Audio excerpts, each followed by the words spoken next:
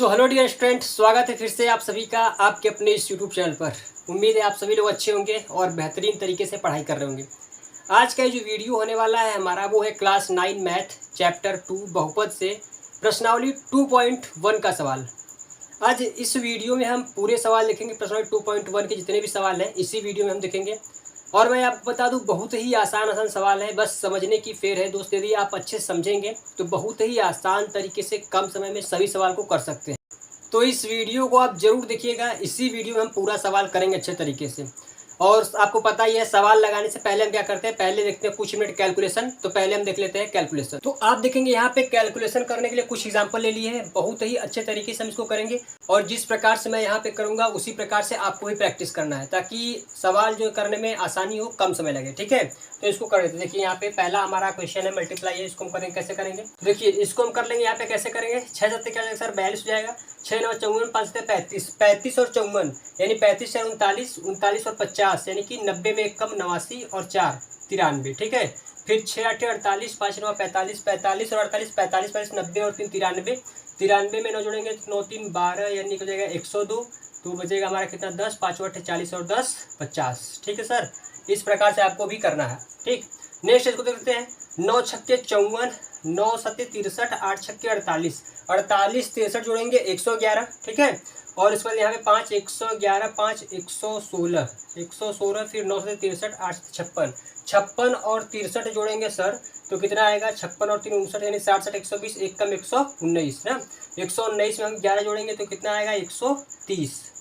फिर उसके बाद 8 से 56, 56 में जोड़ देंगे 13 तो 13 और 6 19 यानी कि 69। पॉइंट लगाना है 2 अंक पर, तो लगा देंगे हम यहाँ पे पॉइंट, यह आ जाएगा हमारा आंसर। ठीक, देखिए इसको देख लेते हैं। इसी प्रकार से क्वेश्चन आते हैं, मतलब इसी प्रकार से क्वेश्चन होते हैं जब हम हल करते हैं तो मैथ के सवाल में ना, क्लास 9 10 में ज़्यादा होता है। तो इसको देखिए कैसे करेंगे। तो यहाँ से अगर आप देखेंगे सर तो ये हमारा 14 कट रहा है, 28 भी कट रहा है। तो हम क्या करें, 28 को काट दे रहे हैं ना, थोड़ा सा इसको काट कर छोटा कर देंगे। ठीक, ये करने का तरीका है यहाँ पे। ठीक है, आपको दिख रहा होगा। चलिए मैं मार्कर चेंज कर रहा हूँ यहाँ से। देखिए मैं 14 को 9 काट कर मैं किसको काट दिया सर, मैं 28 काट दिया। थोड़ा सा यहाँ पे कम हो गया क्योंकि ज़्यादा बड़ा हो जाएगा गुणा करने में। ठीक, अब हम क्या करेंगे, यहाँ पे 14 का पहाड़ा इसमें या फिर पहले इसका इसमें गुणा कर ले। देखिए आसान तरीके से वो बता रहे हैं ना, जो साइड में नहीं जाना पड़ेगा आपको और कैलकुलेटर की जरूरत नहीं पड़ेगी। कैसे करिए, ध्यान से इसको देखिए। तो गुणा ऐसा करिए, मतलब कि हमको क्या है, कैलकुलेटर की जरूरत ना पड़े। जैसे देखिए यहाँ पे अगर मैं ऐसे डायरेक्ट 14 से ऊपर 56 कर दूंगा, फिर वापस हमको गुणा करना पड़ेगा। तो पहले इसका इसमें करते हैं सर, इसको अभी रहने दीजिए। ठीक है, इसका इसमें गुणा करेंगे, 4 8 32, 4 दूनी 8 3 11। ठीक, इतना हो गया। अब 14 का गुणा इसमें कर दीजिए। पॉइंट को छोड़िए, पॉइंट लगा देंगे बाद में, पॉइंट ले जाओ, कोई दिक्कत नहीं है। अब यहाँ पे क्या हमारा 22 बचा है और 14 का इसमें गुणा करिए, 14 दूनी 28, फिर 14 एक कम 14, 14 दो 16, फिर 14 एक कम 14 और 1 15। दशमलव कितने अंक पर लगाना सर जी, 1 अंक पे लगाना है। ठीक है, अब यहाँ पे 22 का गुणा कर दीजिए, डायरेक्ट 22 का पार्ट पड़ा। 22 वाट होता है 176, तो 22 छक्के कितना हो जाएगा, 22 वाट 176 होता है। 22 छक्के 132, 22 पंजे 110 ना, 22 चौक 88, 22 132, 132 में जोड़ेंगे कितना, 17, तो हो जाएगा कितना, 149। ठीक है, फिर बचेगा हमारा कितना, 14, 22 पंजे 110, 110 में जोड़ेंगे 124, फिर 22 एक कम 22, 22 और 12 हो जाएगा सर कितना, 22 12 34। पॉइंट लगाना है 1 अंक पर, हमारा क्या आ जाएगा 3449.6 क्या आ जाएगा सर, हमारा ये आंसर आ जाएगा। ठीक है, इस प्रकार से आपको करना है। अब देखिए यहाँ पे ध्यान से, यहाँ भी लगाए दशमलव, यहाँ भी दशमलव लगाए ना, तो दशमलव हटाने के लिए हम एक काम कर सकते हैं सर, दशमलव के बाद जितना अंक है उतना जीरो नीचे लगा दीजिए। यहाँ से ये दशमलव हट जाएगा, यहाँ पे कितना है यहाँ पे लगा दीजिए, ये वाला दशमलव हमारा हट जाएगा। ठीक है, अब देखिए क्या करेंगे हम यहाँ से, 7 से इसको काट सकते हैं। 7 एक कम 7 दूनी 14 होता है, 7 5 35, 25 बचा। 25 एक कम 25 है, 25 चौके 100। ठीक है, 4 एक कम 4, 4 9 36। यहाँ पे क्या हो जाएगा हमारा, 2 छक्के क्या हो जाएगा सर, 12 हो जाएगा, 2 5 10। ठीक है, अब देखिए कुछ कट रहा है यहाँ से, देखिए कितना आसान हमारा हो गया ये ना, यहाँ से हमारा क्या बहुत आसान हो गया।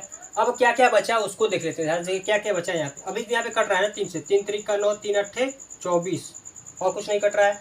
अब ऊपर क्या बचा है, 8 बचा है, 6 बचा है, 8 छक्के 48, अरे 3 से ये भी कट रहा है, 3 एक कम 3, 3 दूनी 6 ना, 8 दूनी 16 और 16 बटे क्या आएगा सर 5। देखिए कितना आसान तरीके से हमारा ये वाला आंसर आ गया, 16 बटे 5 आ गया। ठीक है, तो आप इसको देख सकते हैं, बहुत ही आसान तरीके से हमने इसको हल कर लिया। ये हमारा आ गया 16 बटे 5। जो यहाँ पे दशमलव सबको क्या करता है, थोड़ा सा बहुत ही डिफिकल्ट लगता है कि यहाँ पे दशमलव आ गया, यहाँ पे आ गया और बट्टे में आ गया, कैसे उसको करें। लेकिन देखिए बहुत ही आसानी से हमारे पूरा पूरा कट करके आंसर यहाँ पे आ गया है। ठीक है, तो आप इसको देख सकते हैं। तो ये था हमारा आज का कैलकुलेशन। उम्मीद है आपको समझ में आया होगा और इसी प्रकार से आपको भी प्रैक्टिस करना है। बहुत ही इंपॉर्टेंट है सर, बहुत ज़्यादा सहायक होगा यदि आप मैथ का क्वेश्चन लगाएंगे तो अब देख लेते हैं हम आज की प्रश्नावली 2.1 का सवाल बोर्ड पर लिख दिए हैं, इसको देख लेते हैं। तो आप देखेंगे यहाँ पे सवाल पहला लिख दिए हैं। पहला सवाल बोला है कि निम्नलिखित व्यंजकों में कौन कौन एक चर में बहुपद है और कौन कौन नहीं। ठीक है, फिर बोला कि कारण के साथ अपने उत्तर दीजिए। अब देखिए पहले मैं तो समझा दे रहा हूँ कि ये सवाल बोल क्या रहा है। तो देखिए सवाल में हमको बोल रहा है कि यहाँ पे जितने भी 5 पहले क्वेश्चन में 5 सवाल है, 5 सवाल बोर्ड पर लिख दिए हैं। बोला है कि इन व्यंजक में कौन कौन एक चर में बहुपद है। एक चर मतलब इसे ध्यान रखिए, चर तो मैं बता दिया था आपको परिचय वाले वीडियो में, आपको बता दिया कि चर अचर क्या होते हैं सर। जो हमेशा बदलते रहते हैं, वो क्या होते हैं, चर संख्या होती है, एक्स वाई जेड जो भी होता है। ठीक है, और जो नंबर संख्याएं होती है वो क्या होती है, अचर। तो इसमें बोला एक चर, जैसे कि x आया है, पूरे बहुपद में x आया तो x ही होना चाहिए। अगर y आया है तो y होना चाहिए, फिर t आया है तो t होना चाहिए। ठीक है, ऐसा ना हो कि एक ही बहुपद में x भी आया है और फिर उसके बाद y भी आ गया है। तो ये एक चर में नहीं, ये 2 चर में बहुपद है। ठीक है, ये 2 चर में बहुपद है। ठीक है ना। अब फिर उसके बाद फिर क्या बोल रहा है हमको, अब मैं आपको ये समझा दूं कि बहुपद क्या होते हैं। तो बहुपद में बताया था आपको कि बहुपद क्या होते हैं। ऐसी चर की घात होनी चाहिए, चर की ऐसी घात होनी चाहिए जिसका जो घात है वो एक पूर्ण संख्या होनी चाहिए। जैसे यहाँ पे अगर मैं बोल दूँ कि x के पावर 0, ठीक है, फिर मैं बोल दूँ x के पावर -1, फिर मैं बोल दूँ रूट में x। ठीक है, तो बताइए इसमें कौन सा बहुपद है। तो आप यहाँ पे देख सकते हैं, अगर मैं इसको इस प्रकार से लिख दूँ ऐसे, या फिर मैं यहाँ पे ऐसे लिख दूँ, तो ये बहुपद है कि नहीं है। तो ये भी बहुपद है, क्योंकि इस अगर मैं यहाँ पे x के पावर 0 लगाऊंगा सर, और जो पावर में 0 है वो क्या है, एक पूर्ण संख्या है। ये क्या है, एक पूर्ण संख्या है ये। तो जब ये पूर्ण संख्या जो चर की घात है पूर्ण संख्या, तो ये क्या होगा, हमारा एक बहुपद होगा। इसी प्रकार से ये भी हमारा क्या होगा, एक बहुपद होगा। ठीक है, अब लेकिन यहाँ पे अगर देखने हैं, यहाँ पे सर x पावर माइनस आ गया, तो क्या पूर्ण संख्या में माइनस होती है, नहीं, पूर्ण संख्या में 0 होती है और प्लस की संख्या होती है, ये आपको ध्यान रखना है। इसी प्रकार से अगर रूट किसी पर लगाया तो वो क्या होता है, रूट का मतलब क्या होता है, बट्टे होता है, यानी 1/2। तो क्या पूर्ण संख्या में 1/2 बट्टे में संख्याएं होती है, नहीं होती है। पूर्ण संख्या में बट्टे में संख्याएं नहीं होती है, माइनस में नहीं होती सर, 0 होता है और प्लस वाली संख्या होती है। ठीक है, तो ये हमारी क्या हो सकती है, ये हमारी हो सकती है बहुपद, ये बहुपद, लेकिन ये बहुपद नहीं होगा, ये भी बहुपद नहीं होगा। बात समझ में आई। अब हम देख लेते हैं ऊपर। ठीक है, आपको 2 चीज पहचानना, पहला तो उसकी घात क्या होनी चाहिए, एक पूर्ण संख्या होनी चाहिए सर। ठीक है, और वो एक चर में होना चाहिए। चलिए हम यहाँ से फटाफट हल कर लेते हैं। देखिए पहला अगर मैं पहले को देखूंगा तो 4x² 3x + 7। पहले क्या देखना, एक ही चर है, यहाँ भी x है, यहाँ भी x है। ठीक है, एक ही चर है, एक तो सेटिस्फाइड कर रहा है। दूसरा, इसकी घात क्या है, 2 है, 2 पूर्ण संख्या है। इसकी घात क्या है, 1 है, 1 भी क्या है, पूर्ण संख्या है, यानी ये क्या है, एक चर में बहुपद है। तो हम यहाँ पे लिख देंगे एक चर में बहुपद है। ठीक है, हम इस प्रकार से यहाँ पे लिख देंगे। अब देखिए सर दूसरा वाला सवाल, दूसरे सवाल में क्या है, y² + √2। अच्छा एक और चीज़ है, मैं अगर यहाँ पे लिख दूँ रूट में x + 2, ये बहुपद है, नहीं है। लेकिन अगर मैं लिख दूँ x + √2, ये बहुपद है। क्यों, ऐसा क्यों हो रहा है, क्योंकि हमको इस चर की घात से मतलब है ना, हमको इस अचर के घात से मतलब नहीं है। ये अचर रूट में रहे या माइनस में रहे, हमको क्या मतलब है उससे, हमको जो ये चर है यहाँ पे दिया है, चर संख्या जो है उसकी घात से मतलब है। इसकी घात क्या होनी चाहिए सर, इसकी घात हमारी होनी चाहिए पूर्ण संख्या। तो ये 1 है इसका घात, ये बहुपद होगा, लेकिन ये बहुपद नहीं होगा। ठीक है ना, तो इस सब चीज़ों का आप ध्यान रखिए, क्योंकि ऐसे कन्फ्यूजन बहुत ज़्यादा होता है। अब यहाँ पे देखेंगे y², y की पावर में 2 है, एक ही है, यानी कि y ही है। ऐसा था नहीं कि इसमें y भी है x भी है, ये एक ही चर है। तो एक चर वाला बहुपद है, क्योंकि इसकी जो घात है वो पूर्ण संख्या है और इसमें एक ही चर है। तो हम लिख देंगे यहाँ पे फिर से कि एक चर में बहुपद है। ठीक है, ठीक हो गया। तीसरा वाला इसको देख लेते हैं। अब देखिए सर यहाँ पे आ गया हमारा 3, फिर रूट में t रूट में 2। यहाँ ये तो ठीक है, ये तो ठीक है। यहाँ पे क्या है, हमारा t के पावर 1 है, फिर रूट में 2 है, ये तो ठीक है। लेकिन इसके पहले अगर देखेंगे तो 3 है, फिर रूट में क्या है, हमारा t है। अब रूट में t का मतलब क्या होता है सर, रूट में अगर यहाँ पे t है, इसका मतलब क्या होगा कि t के पावर 1/2, और 1/2 पूर्ण संख्या में आता ही नहीं है। तो हम यहाँ से कह सकते हैं कि ये क्या हमारा एक बहुपद नहीं है। तो हम यहाँ पे लिख देंगे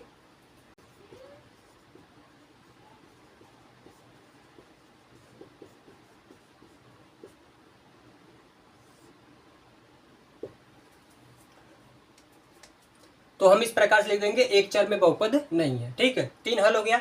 चौथा वाला यहाँ पे देख लीजिए, y प्लस 2/y। अब जैसे ही देखिए, ध्यान से देखिए, जब ये y नीचे है इसका मतलब क्या है, बट्टे में है, यहाँ पे y इसकी पावर 1 है ना। जब नीचे से ऊपर जाता है तो जो घात का चिन्ह होता है वो चेंज हो जाता है सर। यहाँ पे y के पावर प्लस का 1 है, ऊपर जाकर क्या हो जाएगा, y के पावर माइनस का 1 हो जाएगा। बात समझिएगा सब कुछ अच्छे से। ठीक है, यहाँ पे +1 है, ऊपर जाकर हो जाएगा -1, और -1 क्या होता है, पूर्ण संख्या होता है, नहीं होता है। तो हम यहाँ पे लिख देंगे कि यह भी क्या एक चर में बहुपद नहीं है। यहाँ पे लिख देंगे।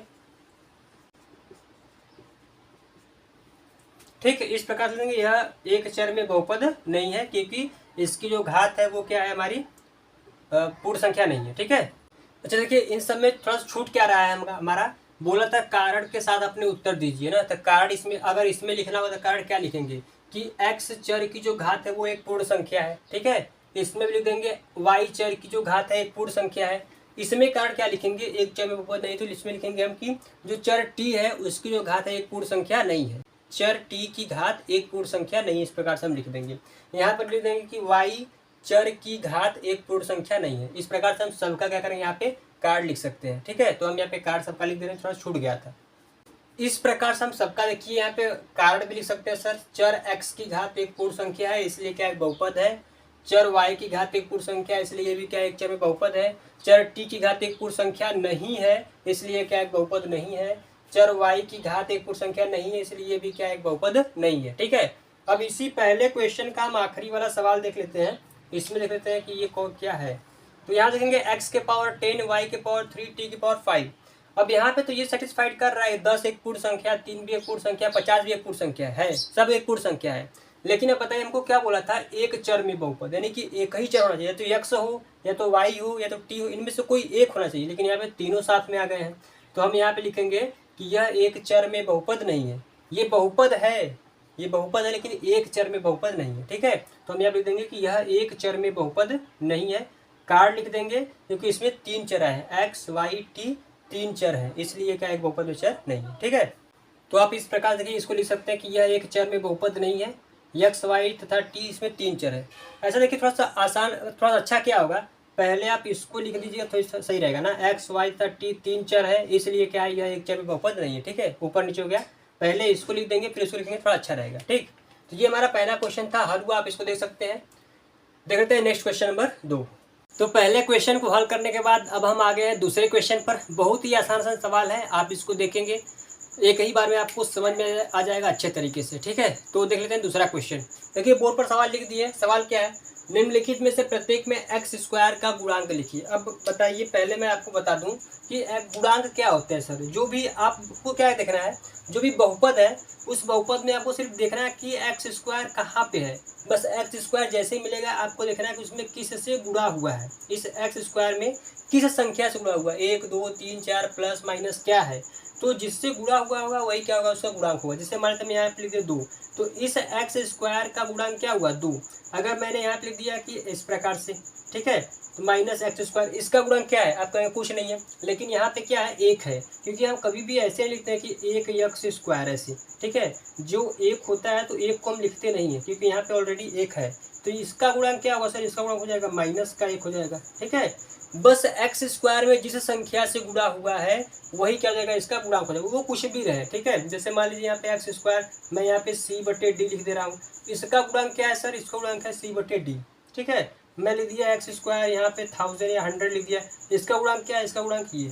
मतलब एक्स स्क्वायर को छोड़ करके जो भी है वो क्या है, उसका गुणांक। सिंपल सी बात है एकदम सर। ठीक है, तो चलिए इसको हम कर लेते हैं। जो जो सवाल है इस सभी सवाल को हम यहाँ पे कर लेते हैं। 4 सवाल दिए गए हैं, चारों को हम कर लेंगे बारी बारी से।